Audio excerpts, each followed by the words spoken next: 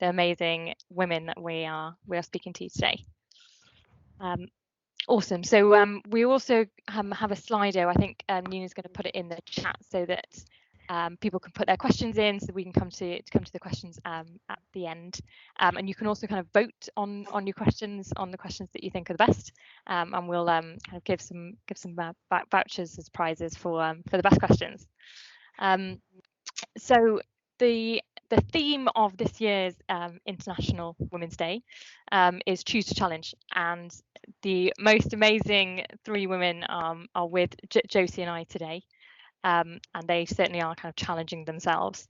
So Josie and I are in Avanade, but we're also kind of part of Women in All Things Data, and we like to kind of do webinars to inspire women mainly, but with kind of the amazing kind of inspiring role models as women, because there are amazing ones out there, but they're just a little bit harder to find, especially in the kind of in the data space, but also in the sports space.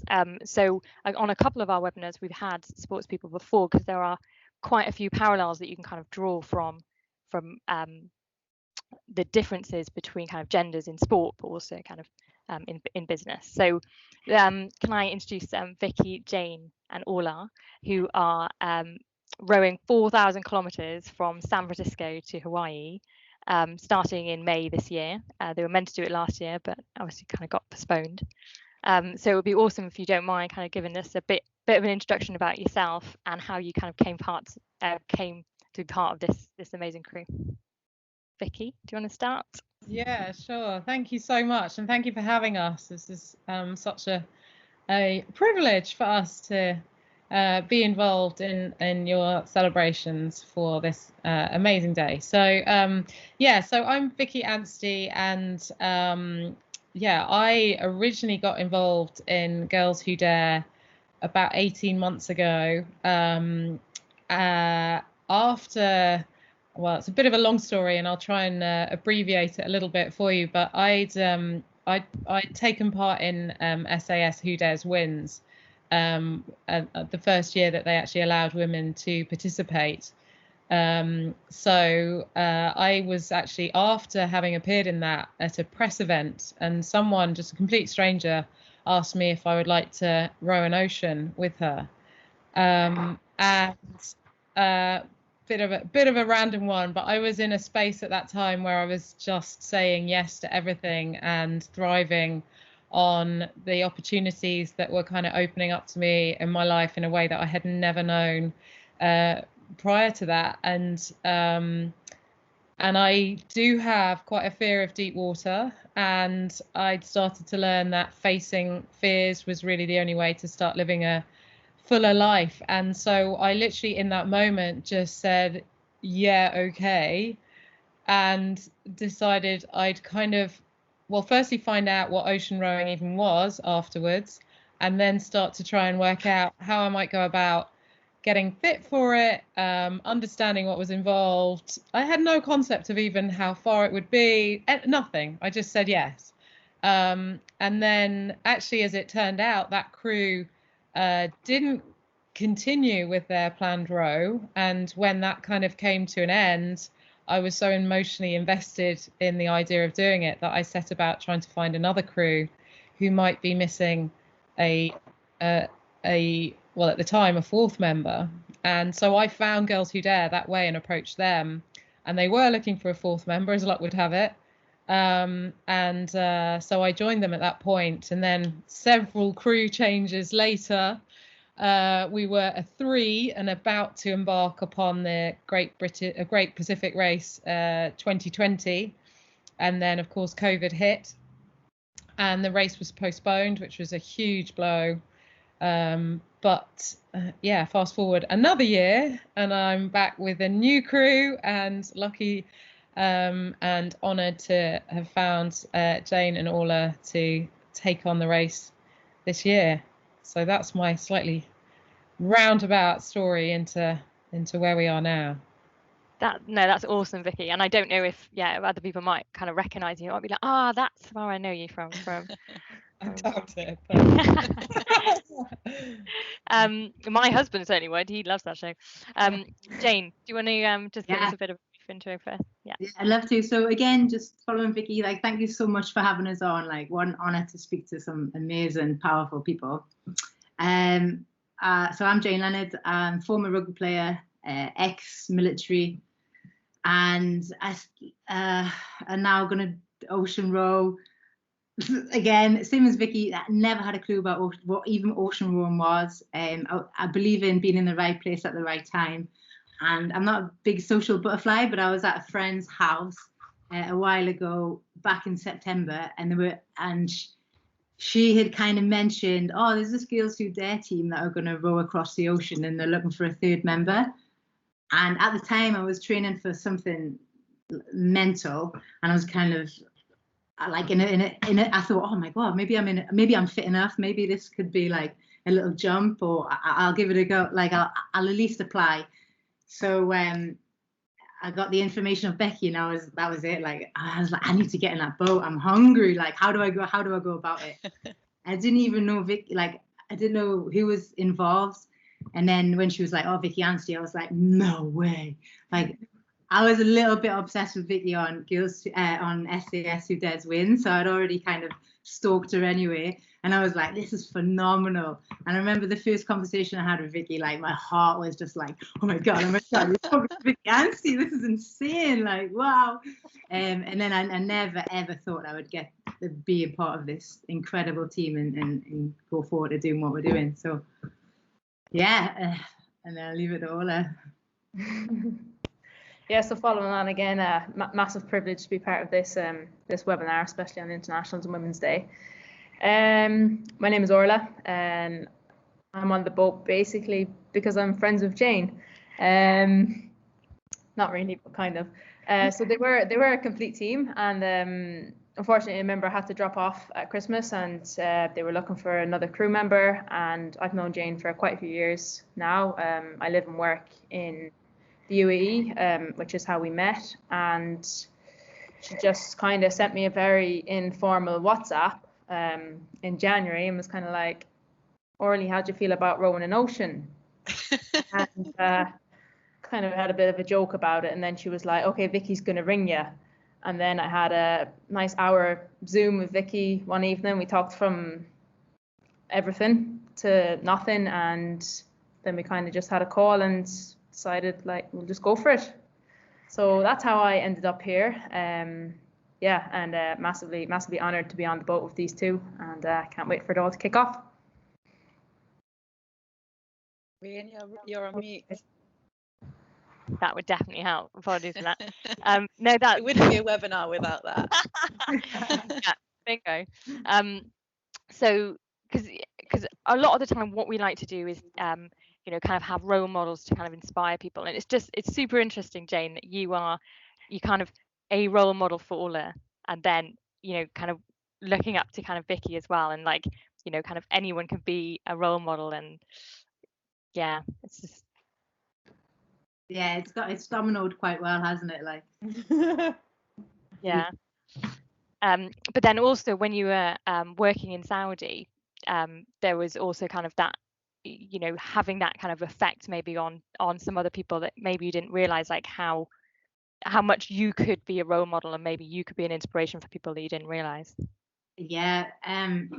So just after I left the army, I moved to the UAE, and I was working for the royal family of Ras Al Khaimah. Like I didn't think life could genuinely get any better. That was like a dream job. And then an unbelievable opportunity again just came across my path, the right time, right place. Someone just mentioned, oh, there's this like bespoke course happening in Saudi Arabia. And it's basically to get a group of females into work in a military capacity.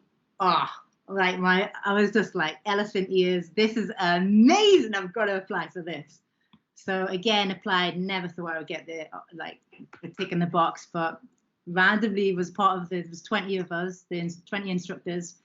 And just give you a little insight from them, there was 10,000 Saudi women applied from all across Saudi Arabia, from all different backgrounds, like some of them literally from absolute Bedouins to then educate, like some of them had like doctor degrees. Like the scale and level of education and difference of backgrounds was just phenomenal.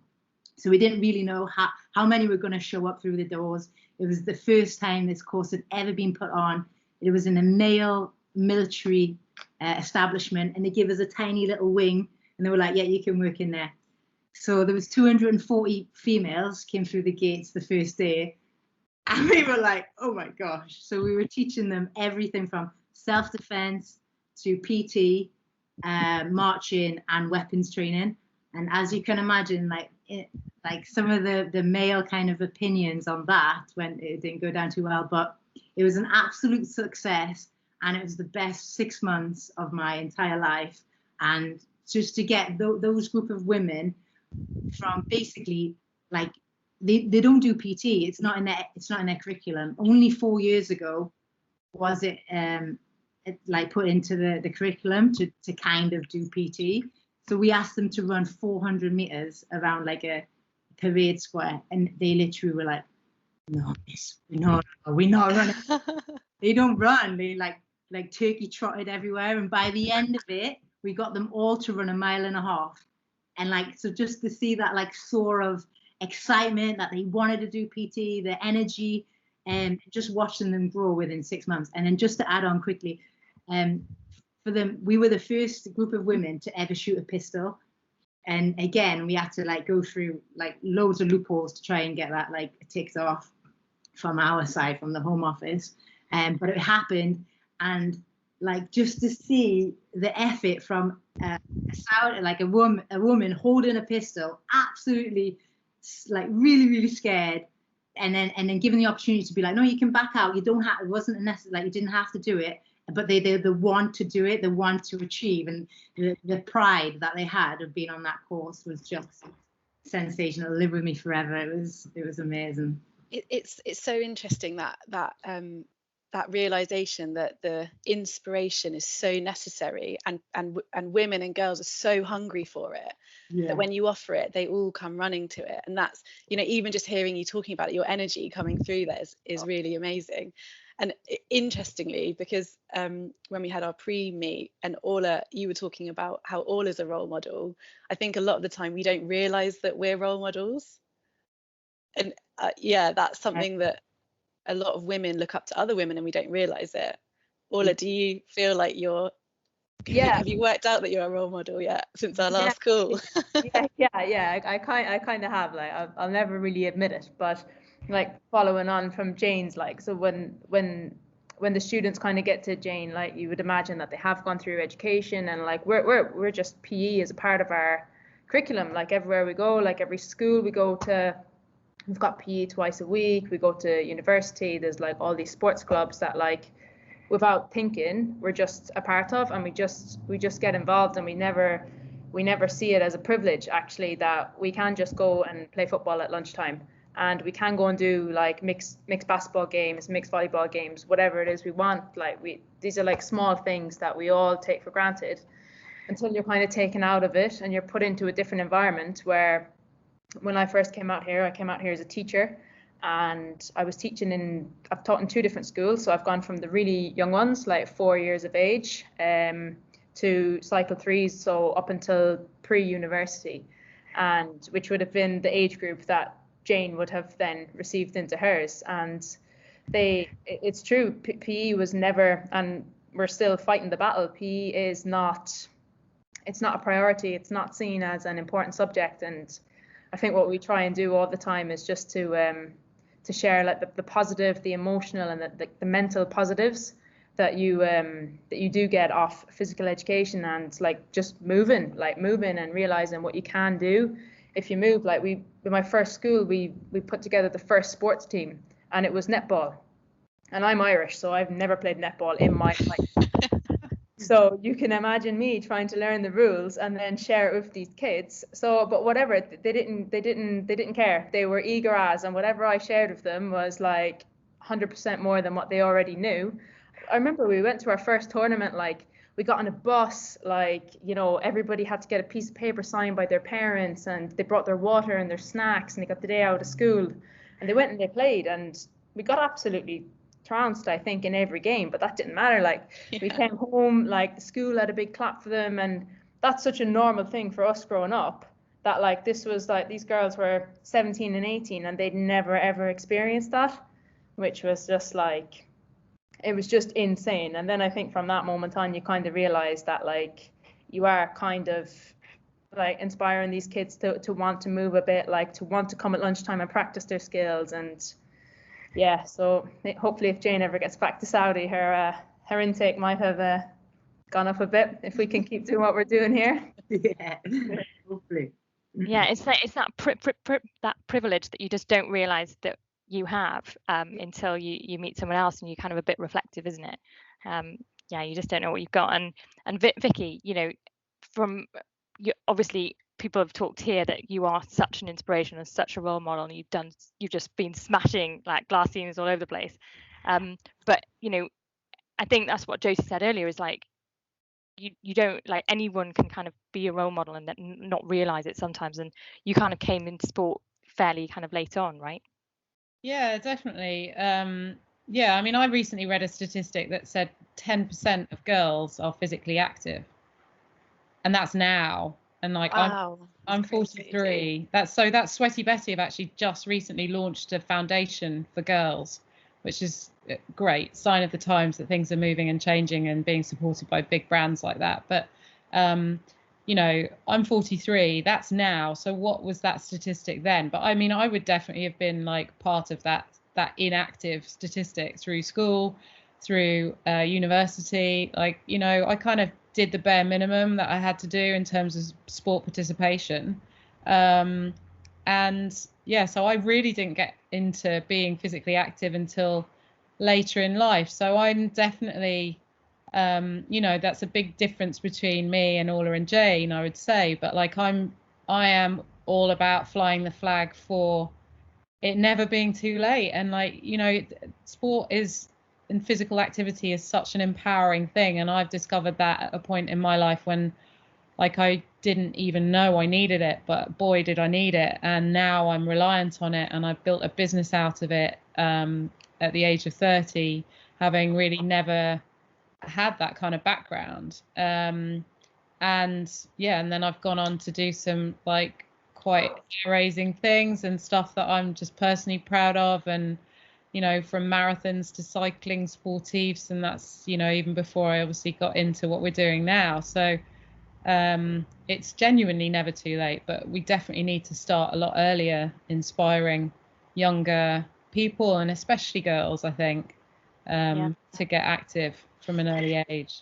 It's really interesting, that young girls thing as well. And because I started sport quite late as well. I've always been, you know, I've always been quite active, but not really that sporty until my later life, and I kind of found it. But I think as young girls, you there is a period of your life that you go through that's a bit uneasy, and you're not really sure who you are. I'm sure, I'm going to research this.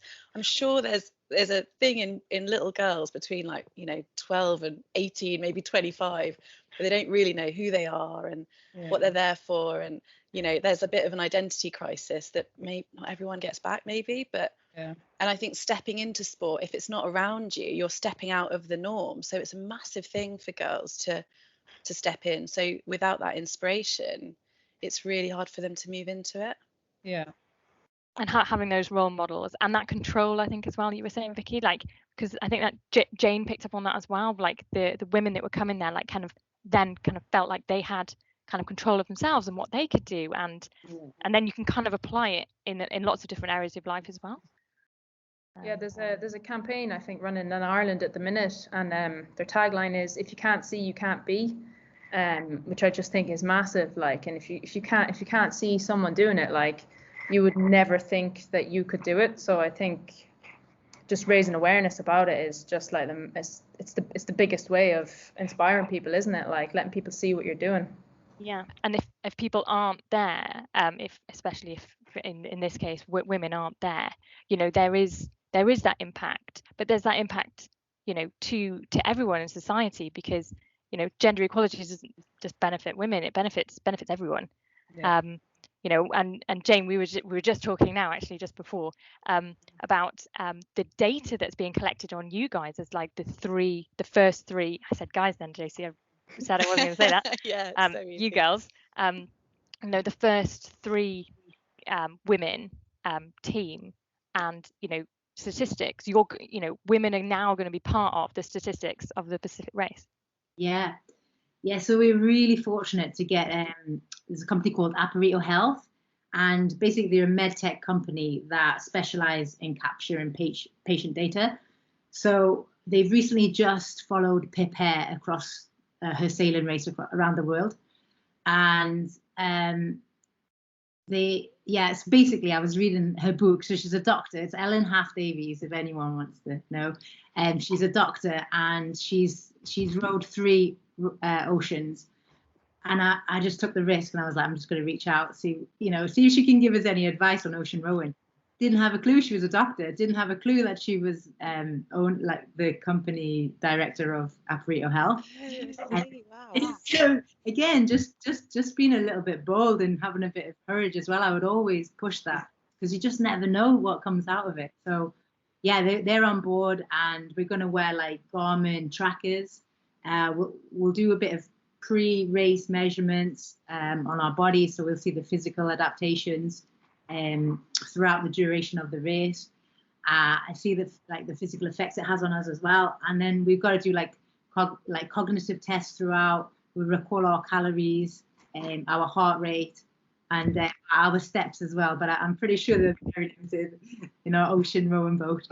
But unbelievable, yeah. Like, we're honoured to be a part of that, because again, there's no data on female ocean rowers.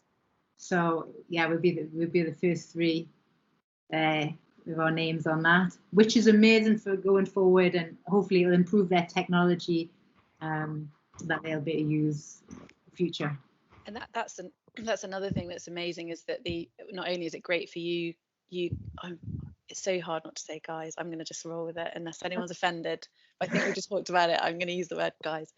Yeah. But it's amazing that they're picking you guys to go and using you as the first people to do that, but also for the future understanding, because women aren't little men. We're very different, and actually very complex as well. We've got a lot more complex systems in our bodies, that having that science behind it could be fascinating, the differences that they see between men and women.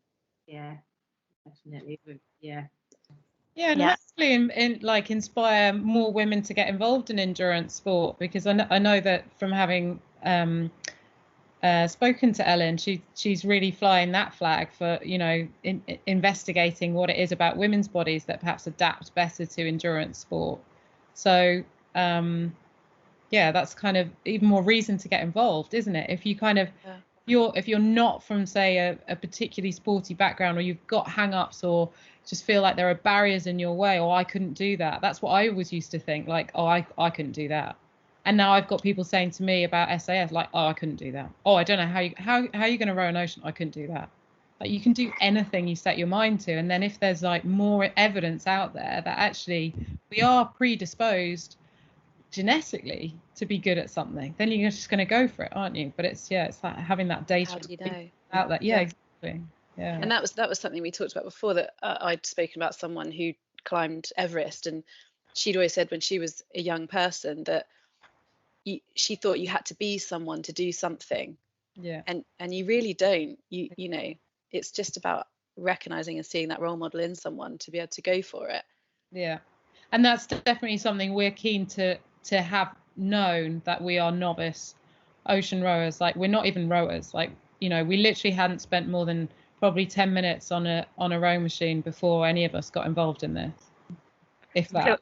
Because I used to be a rower, not for very long, but it is, and I don't know about you guys, but I found it, it was very, male archaic kind of ways of rowing. I was part of a very kind of old prestigious club, and they'd only had females for a couple of years at that point. But even the rowing kind of gear, it was just small men's, so it was tight in all the wrong places and baggy in all the wrong places as well.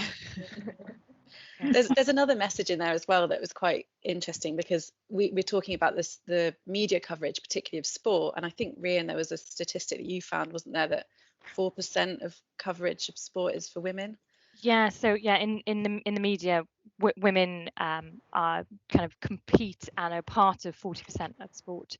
But in regards to the media, it's only kind of covered by about 4%. And so even if there are amazing role models, they are so much harder to find, you know, both in sport, but also kind of in tech. You know, just this year or last year, it was, you know, there's only about 16, just over 16% of people in tech are female. And so it's so much harder to find those people. And so, you know, kind of lifting those women up just to make you more kind of more visible, because, you know, everything's against you at the moment, and, you know, in regards to trying to be those role models and get you out there. And that's something that, from Jane's experience with Ellen, I think what I've certainly found in my past and hearing stories is that when you do find someone that inspires you, if you haven't found them on the media, they're not in that 4%, you find them another route. When you approach them, particularly women, I mean, I'm not saying men aren't, but particularly women, they really want to inspire others, so that often you get a very warm reception from that. Yeah, I agree, definitely. Just to add in there, one of the reasons why I joined the army was I was flicking through a magazine. I was working in a newspaper shop, and I was flicking through this magazine, and I saw Kelly Holmes, and she had won female sportswoman of the year, military sportswoman of the year, and that was it. Like I saw that, and I was like, I didn't even know that was an award. She's in the army. That's it. That's my future. That's why I joined the army, because I just wanted to win that award. It's amazing. It's so powerful, inspiration. We don't realize that. I think I look through the paper every Sunday, and I get to the sports section and I flick through it, and it's just rugby, and I'm into rugby. There's no women. I'm kind of interested reading the headlines, and then there's a picture of a woman, whoever she is, whatever sport it is. I read every word of that article, and I'm not rebelling. I'm not, you know, it's just a personal interest in that woman because she looks a bit like me. I'm not as strong as her often, but but then, because then there's also that kind of circular argument as well in sport, and it's, you know, it's been brought up in tennis and golf, and, you know, about the either the sponsorship or the amount that you kind of win at kind of championships and things, and, you know, that kind of circular argument of, well, you know, they don't get the, you know, the amount of kind of crowds wanting to watch these people, these women, especially. It's, well, if they don't see, as Orla said, if you can't see them, then, you know, how do you know they're there? And how can you, you know, it's not, if you've got this pie, and, like, you know, 90% of it is kind of men and 10% of women, it doesn't mean that you need to take more pie for the women. It's, let's make that pie bigger. But so yeah. But I think Josie, like, even in your kind of extreme sports world that you're part of, you know, that kind of sponsorship and trying to get that sponsorship is definitely still there, right? Yeah, absolutely. And I think when you know, a lot of women in the extreme sports circuit have to work to pay for their travel and you know, to pay for their lifestyle, because their sponsorship deals are often something like 25% of what the men get. So they work in the morning, which means they can't train, which means they can't keep up with the guys, and you know, and it's a problem because there's no progression. Yeah, it's interesting actually. One of the boats that's going to be in our race is an all-male team, and it's called Latitude 35, and it's basically a brand and they partake in different ocean rowing races, the Atlantic as well as the Pacific, and it's all male and it's all paid for. Wow. And bearing in mind how much you guys have said that actually, you know, as much as rowing an ocean will be hard, it's been the lead up that's, you know, the kind of the iceberg underneath, which you said is, you know, which so many people don't get to that start line. Vicky, as you know, your original boat kind of proves that, right? Yeah, I mean, so many things can get in your way, not least just can you put basically your entire life on hold and sacrifice enough to get to the start line? There's a huge amount involved, and like, I genuinely think the only reason that certainly I've got this far is just total stubbornness, because the amount of things that I've had to sacrifice, the amount of time that's gone into this, you know, literally from, like, even just starting researching the whole thing, like, how do we find a boat? Anyone know how to find a boat? Not a clue. Right. Yeah. What does the boat look like? There are different types of boat. Anyone know what the different types of boat are? No idea. Like, you know, just literally everything right from scratch. And then of course we have to learn navigation. We have to learn how to use a VHF radio. We have to fight learn... sharks. Sorry? Fight sharks. I think fighting sharks was part of that list as well. Yeah, definitely. That's all part of it. Self-defense. That's Jane's job. You know, so there's the planning, the meetings, like even just raising the funding. Like, we're obviously in an incredibly lucky position, and you know, not least thanks to Avanade and your unbelievable generosity, but that of others as well through personal donations and other corporate sponsorship. Like, we've been able to just about cover the costs that we're facing, and now we want to start really driving the fundraising on top of that. But yeah, not many teams even managed to kind of raise that finance in the first place. And I think if we hadn't got that before the pandemic, we probably wouldn't be in the fortunate position we are now. So, you know, and just, yeah, like everything from understanding what kind of food do we need to eat, and how, you know, how much, and where do we get that from, and yeah, and then all the kinds of all the support stuff that, in fact, in some ways, the pandemic has like streamlined that in many ways, because obviously if we weren't forced to be doing all of this kind of thing from home, we'd be at a function, wouldn't we, with you, I'm sure, which is obviously involves hours as opposed to just, you know, 1 hour. We were doing school talks and all sorts of stuff, you know, so literally just chunks of your day just taken out with all of that kind of stuff, trying to generate the momentum to build up that support and awareness. And I think this is a really important message, and I think it's a really important message for today and the theme of this year of Choose to Challenge, because to me that challenge is often, you particularly when it comes to International Women's Day and feminism, it challenge, a lot of people immediately think of frustration and anger, and you're kind of angry at society and angry at the situation, and it's not about that. But it really isn't about that. And for me, it's certainly about just exposing women for who they are and their uniqueness, and, you know, everything that women bring to it. But I think that the key is that it is hard sometimes to challenge. I mean, just that simple fact that there's a team that's fully sponsored with funding. They're all male, but you've chosen to challenge the situation and go as an all-female race, challenge to try and break the record. But the challenge isn't really the physical aspect. I mean, is that something that's true? Where's the bigger challenge at the moment? Is it the organisation, or is it the training? I don't know who to throw that question to. Orla looks like she's ready for it. And the training is the easy part, I think. Yeah, I think the race will be the easy part in comparison to the build-up. But I've only endured the last 2 months of hardship, so maybe Vicky or Jane is more equipped to take the lead on that one.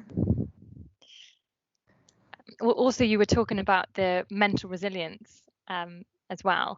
So, because obviously you're doing all this physical training, but, you know, you were talking about mental resilience training. I was like, this is awesome.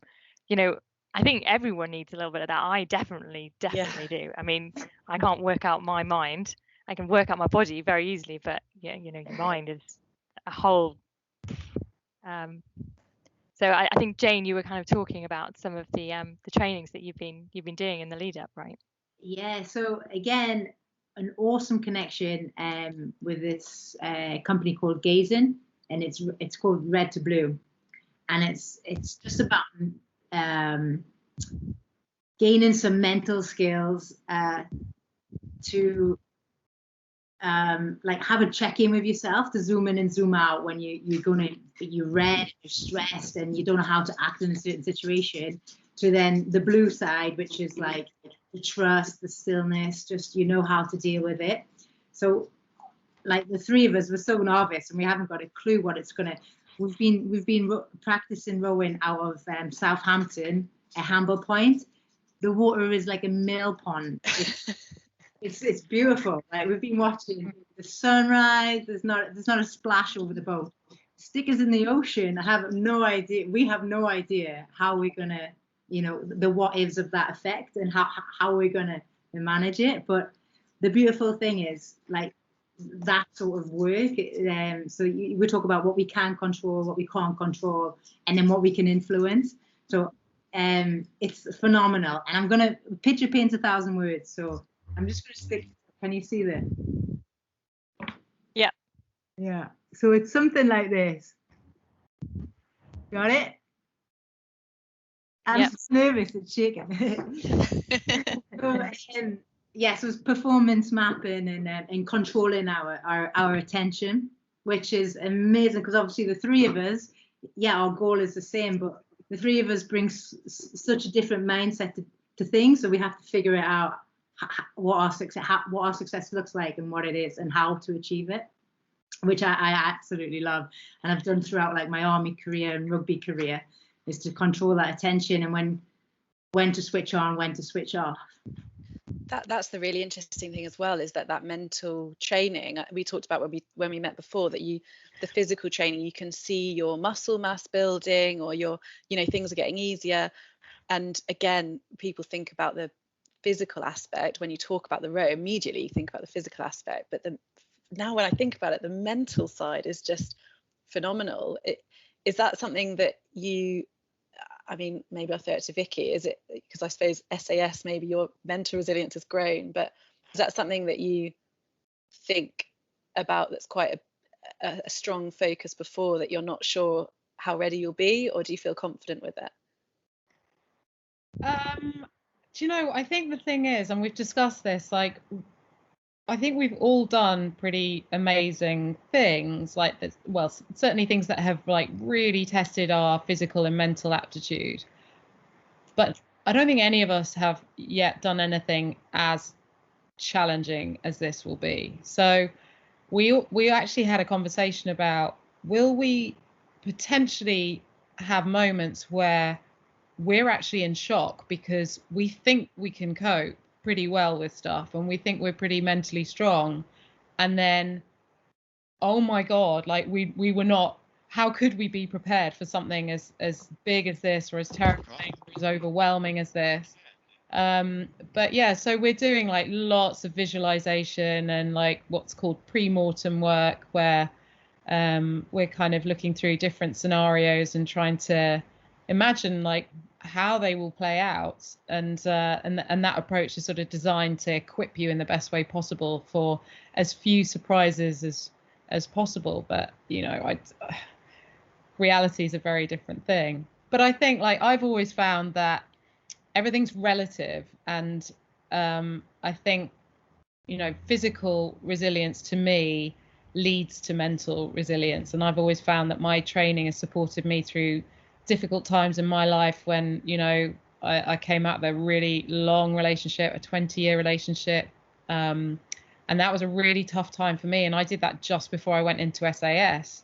And so ironically, when I was going through all of the interrogation stuff on that, I was like, this is not as hard as getting a divorce. Like, it was pretty horrible at times, I'm not going to lie, but everything's relative, isn't it? And when you realize that you can cope with a certain scenario, whatever that is, and I use that example to try and show people that all different things in life can help build that resilience. You don't have to be from a sporting background, you don't have to kind of have that training already, like you said, Josie.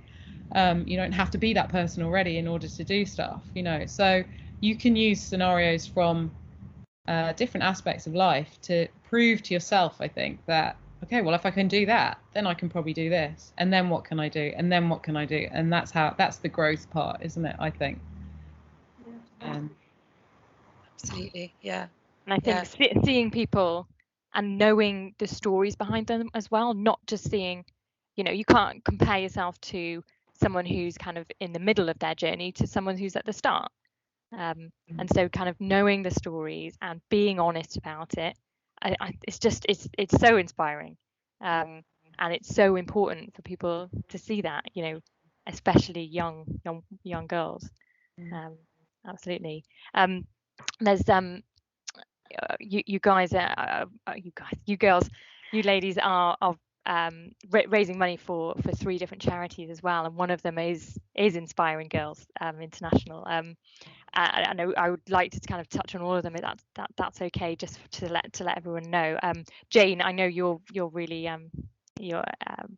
really into the Inspiring Girls International kind of charity. If you just want to give us a little bit of a brief overview.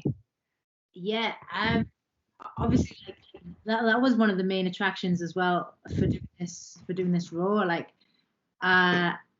inspiring for girls it just resonates with me so hard. Like, I always question, what legacy am I going to leave, and how do I live my life, and just to pass on any nugget of anything I can give, just to make another woman especially not be afraid, and just to step out of the comfort zone and do anything. I think Vicky's got a little bit of something from Vicky from. Yeah, so just, I mean, yeah, Inspiring Girls is basically a charity that was set up by Miriam Gonzalez, who is, and I actually hate to have to say this, and I shouldn't have to at all. Don't know why I do, but she's Nick Clegg's wife, and is an international lawyer, an extremely capable, strong Spanish woman, and I was introduced to her through a mutual friend, which was just like a remarkable coincidence in itself. And but she had observed in her own children, her own daughter, tendencies to avoid certain subjects at school, or just to say like, oh, mummy, I can't do that, can I, because I'm a girl. And she thought, I am an international lawyer, I am a strong female, how can my own daughter not think that these opportunities, any opportunities, are open to her? So she set about establishing this charity, and it's basically like it's really like an online resource. So it's like a hub, and they are trying to operate in as many different countries as they possibly can. They're currently in 20 different countries around the world in some form or other, and working in lots of underprivileged societies as well, to try and connect more girls to the internet and give them video evidence that there are plenty of women in positions in media, in sport, in tech. Like, I want to connect you guys to them as much as possible, because I think you create some great content for them. Like, they've got amazing statistics around, like 30% of girls apparently thought that all science, tech, engineering and maths subjects were just for boys. It's a crazy statistic, isn't it? And 46% of 11 to 16-year-olds say they haven't got the confidence to become leaders. 46%. Yeah. And so, huge number. And then the other one that makes me kind of mad is that they say that closing the gender pay gap could take 202 years from now. So there's still a huge amount of work to be done, and they're just really active in that area, and they are incredible people, and it's a small charity, so we're just really honored to like be involved with them and try and help shine a light on what they're doing. That's really inspiring. We were talking about the book Invisible Woman, and I think there's a chapter in there that talks about if you say genius or scientist or doctor, everyone thinks of a man. That's the first thing you look at, even women, and that's ingrained in our thoughts from the society around them, us. It's the fault of so many things that have led up to that. And so I think it is really important to start changing the thinking of girls, at a young age, and with that confusion as to where they are and who they are, but then showing them there's these people out there who are literally rowing oceans without an idea of what they're doing. Well, and they haven't got a clue what's going on. Yeah. I'm not sure. And then the other two, then, so there's the Harlequins Foundation as well. Yeah, so yeah, the Harlequins Foundation are really involved in like grassroots rugby projects, like literally putting rugby balls in the hands of girls who've never ever played before. And I think that's probably why they asked me to be an ambassador for them, because I would definitely fit that bill. But yeah, like, you know, they got involved with what we're doing quite early on in the process, and we're extremely generous as well. You know, invested in the endeavour. And yeah, they do lots of work in schools and offer apprenticeships to girls as well, and, you know, give them structure and give them kind of community, and introduce them to, you know, the power of sport. And I'm sure, I know that Jane and Orla are much more involved in that than I am, really. But that's what they do and what they're all about. So, and we've got a pretty strong rugby contingent on the boat. So It's just a shame it's not Welsh though, right? And then the final one, because I'm just wary of time as well, is Mates in Mind mental health. So Mates in Mind is a mental health charity, but they're specifically involved in trying to address issues of mental health in the workplace, which actually, you know, given the situation currently and the fact that there's even more pressure on people, I think, working from home in many ways than there is being in the office, is like a really relevant thing to have going on. And you know, I personally know from my own insights and running my own business that women specifically have been really affected by the pandemic, and, you know, childcare seems to default to women. And yeah, so I think like trying to juggle all of that and a job potentially is like incredibly tough on mental health. So they're doing lots of work in that space as well. Yeah, that's really important. Yeah, something we had to kind of discuss before is, yeah, just that the impact of the pandemic has obviously hit everyone hugely, but a lot more so potentially in women, you know, doing a lot of the kind of unpaid work as part of that's not counted as part of GDP at the moment. So we've got a couple of questions for you all, if that's all right. So the one from Chris, which is great. So we did kind of touch on it about the kind of diversity of thought and you know, how that brings, you know, kind of success to, you know, whether that's in business or in kind of physical rowing an ocean.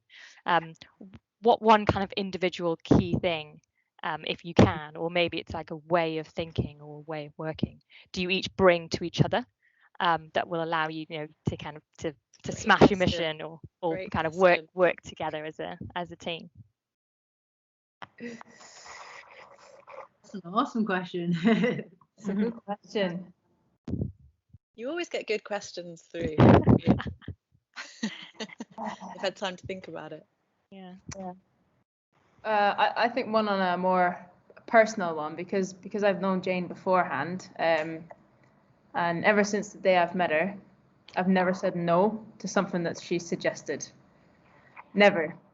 And she keeps throwing more stuff at me, and I'll never say no. So I think that'll be one of the main things that gets me through the boat, is that, like, I would technically be saying no to Jane, and I think until the day I die, it's my mission to never say no to her.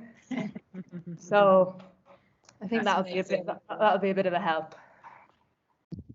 Mine's got to be just from like army days, looking after each other, like a buddy system. So we got a gem of advice from one of the girls I had previously wrote it in a trio, and she was like, you're more likely to look after somebody else than you are yourself.